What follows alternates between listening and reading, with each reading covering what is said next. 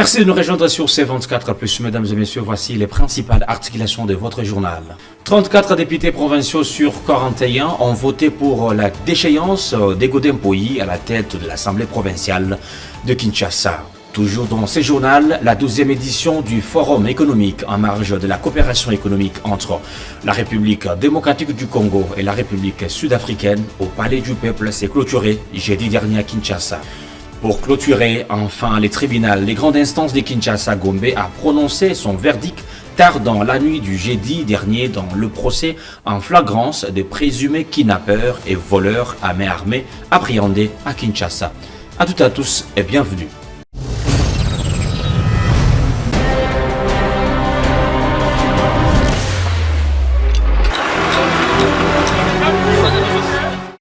Clôture jeudi 6 juillet dernier de la 12e édition du Forum économique en marge de la coopération économique entre la République démocratique du Congo et la République sud-africaine au Palais du Peuple. Cette entrevue au Palais du Peuple entre le président Félix Tshisekedi et son homologue Cyril Ramaphosa ouvre une brèche à la signature de plusieurs protocoles d'accord, notamment sur le mine pour collaborer dans l'exploitation de minerais essentiels et sur l'emploi pour le renforcement des capacités auprès des cadres techniques de la RDC. Suivez.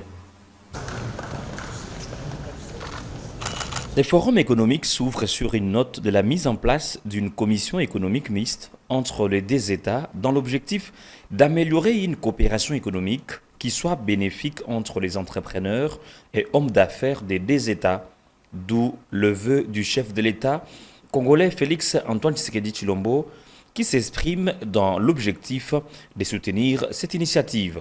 J'aimerais avant toute chose remercier mon cher frère, son Excellence M. Matamela Cyril Ramaphosa, président de la République d'Afrique du Sud, pour avoir rehaussé de sa présence ce jour le 12e sommet de la grande commission mixte République démocratique du Congo, République sud-africaine.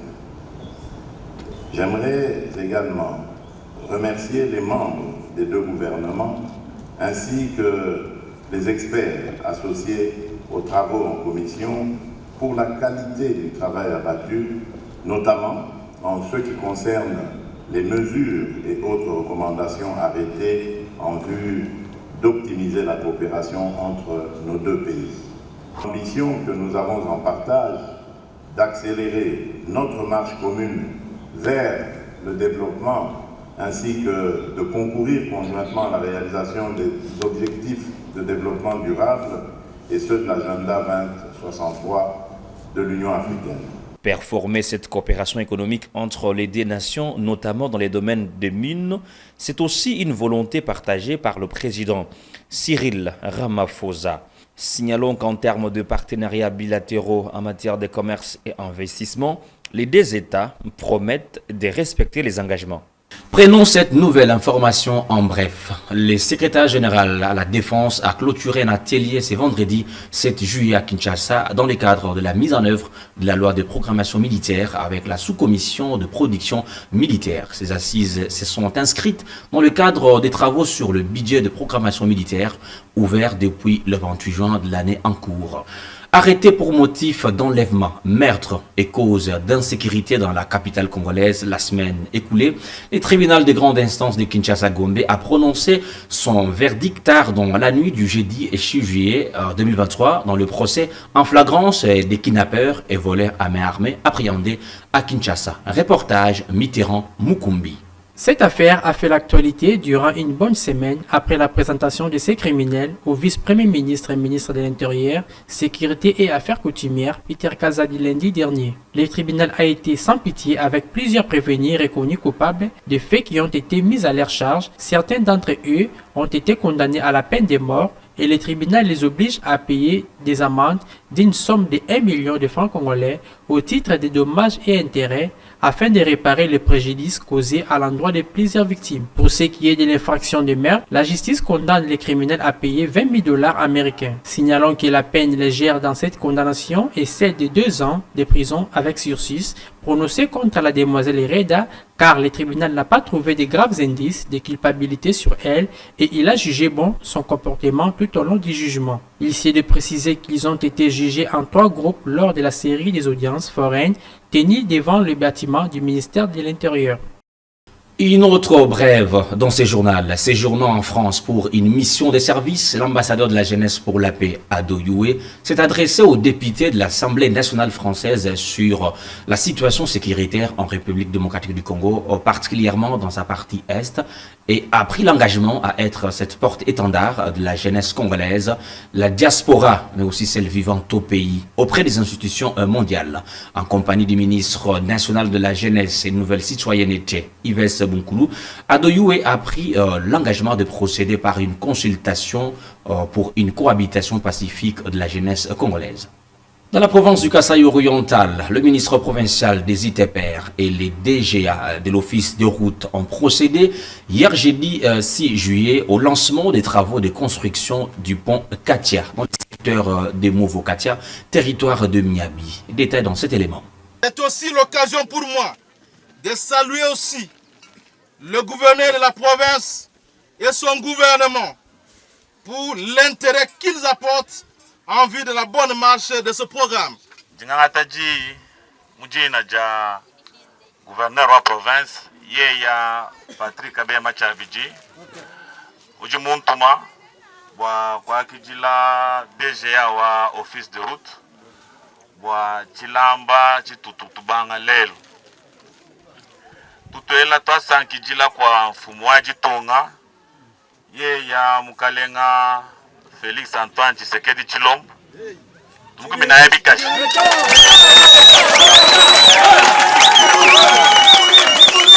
tuela kabiji twasakijila kwa gouvernement uji ni mulomboji premier ministre Sama Lukonde ni ministre d'État ujutangila malwa jitunga jishima malwa Angila ni malwa Bilamba. Et puis tout est kabiji bon ba mu gouvernement ni mwane tuju mutu ambulisha wa kufikisha choo china chilamba kuneku yeya ministre wa finance mujibumva bonsu ni mujimu ujumwenzi kebura ni effort wa bantu bonsu mwenye kwamba ni muji vision wa yeya mfumu wa Jitunga muji responsabilité wa gouvernement central yeya wa ministre d'État wa ITPR ni ministre wa finance mujimomu effort wa province wetu wa Kasai oriental mujimomu kabiji effort wa office de route ujimutuma DGA wenda bakulwa watubanga nenda mijimwei. Nous avons été informés par l'office de route que le réseau routier de la République démocratique du Congo regorge des milliers de ponts vétustes, car datant de l'époque coloniale,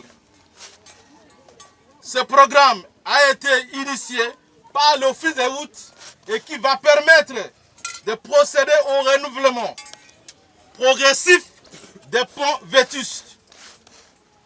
Ce programme va permettre de remplacer quelques bacs par des ponts. Ce programme va permettre de construire des ponts sur les points de passage qui n'en ont pas. Pour votre information, dans le cadre des contrats, il est prévu le lancement de 9 ponts dans la province du Kasaï oriental. C'est aussi l'occasion pour moi de saluer aussi le gouverneur de la province et son gouvernement pour l'intérêt qu'ils apportent en vue de la bonne marche de ce programme. Toujours dans ces chapitres et dans le but de booster l'agriculture locale, le gouverneur Mathias Kabeyamacha Abidi s'était rendu jeudi dernier dans le secteur de Bena-Chiswaka, dans les territoires d'Echilingue, afin de palper du doigt des travaux de la saison agricole C et communier avec la population locale. C'est un dossier signé cellule de communication du gouvernorat provincial.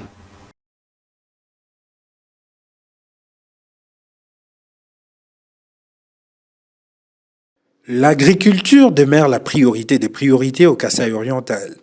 Elle permet de répondre d'une manière efficace à l'épineuse question de l'insécurité alimentaire.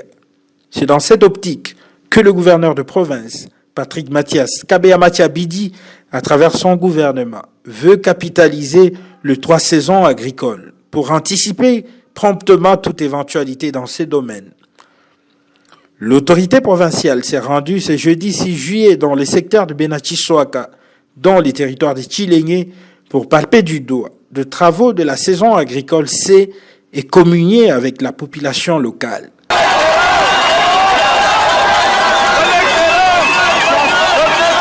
Pour commencer, le chef de secteur a souhaité la bienvenue en ces termes. Depuis l'histoire du Kasaï oriental, vous êtes de tout premier gouverneur à fouler ses pieds dans ces secteurs. C'est un honneur pour la population locale. Merci pour la proximité, a indiqué le chef de secteur avec enthousiasme. Il n'a pas manqué de présenter les desiderata de la population locale auprès de l'autorité provinciale. Prenant la parole, le gouverneur de province a exprimé sa gratitude à l'endroit de la population locale avant de rassurer chacun qu'il travaille dans la vision éclairée du président de la République, Félix Antoine Tshisekedi Tshilombo, qui prône la prééminence du sol sur le sous-sol. Le chef de l'exécutif a fait savoir qu'il va répondre favorablement aux desiderata de la population. Après son allocution, le gouverneur de province, un homme de terrain, s'est rendu sur les lieux où sera cultivé plusieurs hectares des aliments de première nécessité, notamment le maïs pour la saison C, qualifié de période difficile ou des soudures pour les agriculteurs. Le gouverneur de province est déterminé à lutter farouchement contre l'insécurité alimentaire dans sa province, car le domaine agricole demeure l'un des domaines prioritaires de sa politique. Comme évoqué dans le titre, le président de l'Assemblée provinciale de Kinshasa, Godem Poyi Kadima, a été déchu à l'unanimité cet après-midi par les élus provinciaux pour mégestion et manque du contrôle parlementaire. Les détails dans ces reportages de Mitterrand Mukumbi et Hilaire Nyoka. 3, 4, 5. Sur les 41 députés provinciaux présents, 34 ont voté pour sa déchéance, seuls 3 députés ont voté contre, 3 se sont abstenus et un bulletin nul. Présidé par le vice-président de l'Assemblée provinciale de Kinshasa, le député provincial Francis Tubalabala, cette plénière est consacrée à l'examen de la proposition et résolution portant d'échéance du président de l'Assemblée provinciale de Kinshasa à la personne de Godem Poyi Kadima. À sa prise de parole, le géniteur de la motion, Jean-Désiré Mbonzi Wambonzi, lui reproche de ces faits. Essaye d'inviter l'honorable président Godem Poyi à venir leur dire, leur expliquer de quoi s'agit-il, puisqu'il les a cités. Il a cité les députés provinciaux dans ses speeches vulgaires, dans la rue, jetant ainsi leur honneur en pâture. C'est donc la diffamation, parce que dans les journaux, dans les réseaux sociaux et partout ailleurs, ils présentent les députés provinciaux de Kinshasa comme étant des personnes corrompues. Hélas, ma foi, la corruption sort des lèvres du président de l'Assemblée qui préside les familles, amis, enfants, amis, camarades, compagnons de lutte sont tous stupéfaits. Cette plénière s'est tenue à l'absence de l'élu de la commune de Bandalungwa. Ces derniers avaient saisi ses collègues présents à Kinshasa pour leur signifier qu'il était en congé intellectuel lui imposé par son médecin en Afrique du Sud. Un argument rejeté en bloc, il lui a été accordé 48 heures pour venir se défendre, signalant que sa destitution est intervenue juste quelques jours après ses accrochages avec le gouverneur Gentini Ngobila pour lui avoir demandé des comptes dans la gestion des finances de la ville.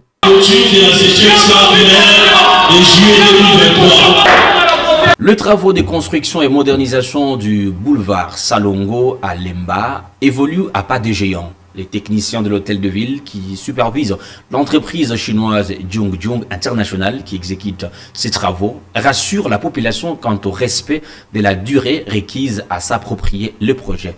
Basile Mounia signe ses reportages.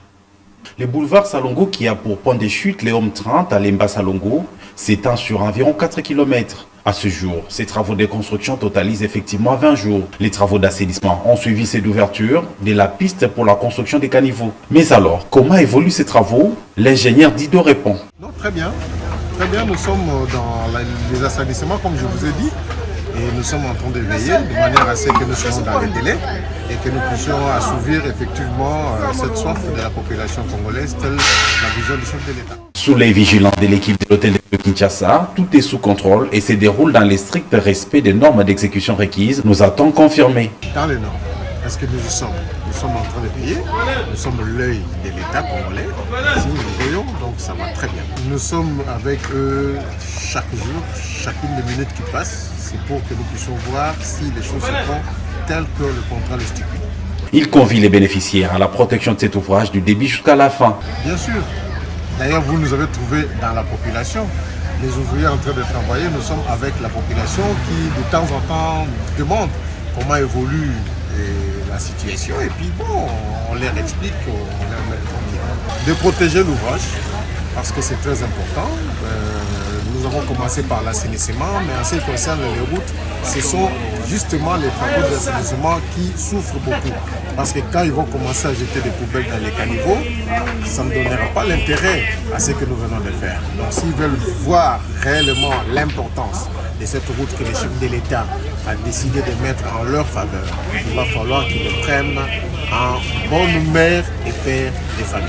Il est urgent de noter que ces travaux ont été amorcés le 17 juin 2023 dernier et ils seront exécutés pendant 10 mois sous financement du gouvernement congolais. Notons que le boulevard Salongo est une route qui mène jusqu'à l'université de Kinshasa en passant par le quartier Livulu qui va désengorger les ronds-points Gaba.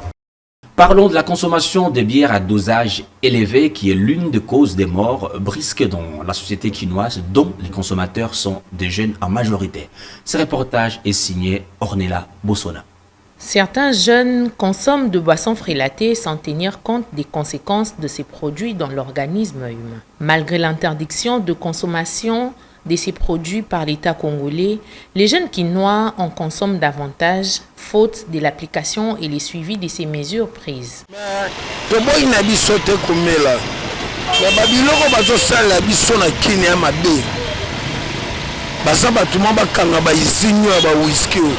Moi je te mets la bière même ta chimo qui est amabe ozobe bisabato ozomona moi va luka na solution na whisky na zododo mutawaza mwana mke makomi elonye mkolo ikola whisky. Certains consommateurs défendent leur consommation par la hausse des prix de certains produits brassicoles dans la capitale. Par ailleurs, certains quinois invitent l'État congolais à mettre sur pied des mécanismes de suivi pour mettre aux arrêts les producteurs de ces tueurs silencieux. C'est la fin de votre journal. Merci de suivre la programmation de C24+.